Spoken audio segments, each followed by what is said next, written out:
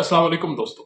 दुनिया में इस वक्त तकरीबन 10,000 के करीब मुख्तलिफ रिलीजन्स के मानने वाले लोग हैं, जिनमें क्रिश्चियनिटी, इस्लाम, हिंदुइज्म और बुद्धिज्म वगैरह प्रोमिनेंट मज़ाहिब हैं। तकरीबन 8 अरब की आबादी से भरे हुए इस प्लेनेट अर्थ में सब लोग एक जैसे हैं, एक स्पीशी कैटेगरी से ताल्लुक़ रखते हैं, लेकिन अकीदों में इतना ज़्यादा फ़र्क क्यों है? इसके लिए सबसे पहले ये जानना ज़रूरी है कि अकीदा बनता कैसे है। टार्ज़न की कहानी जो कि एक फ़िक्शनल स्टोरी है, आप सब ने पढ़ी और सुन रखी होगी, लेकिन अगर टार्ज़न की कहानी सच होती तो, यानी अगर एक बच्चा जो जंगल में ही पैदा हुआ, बंदरों ने उसकी परवरिश की और बचपन से उसके दोस्त, मोहल्लेदार सब जानवर ही हैं, तो आपको क्या लगता है उसका अकीदा या मज़हब क्या होगा? शायद आप सब ये सोच रहे होंगे कि वो उस मज़हब के मानने वाला होगा जैसे आप मानते हैं, क्योंकि आपका मज़हब ही सच्चा है। मैं तमाम रिलीजन्स की इज़्ज़त करता हूँ और किसी को सही या गलत कहना मेरा मकसद नहीं है, लेकिन ये हकीकत नहीं है दोस्तों। बल्कि हकीकत में हमारे दिमाग के अंदर एक न्यूरोप्लास्टिसिटी नेटवर्क मौजूद होता है, जिसे डीएमएन डिफ़ॉल्ट मोड नेटवर्क भी कहा जाता है।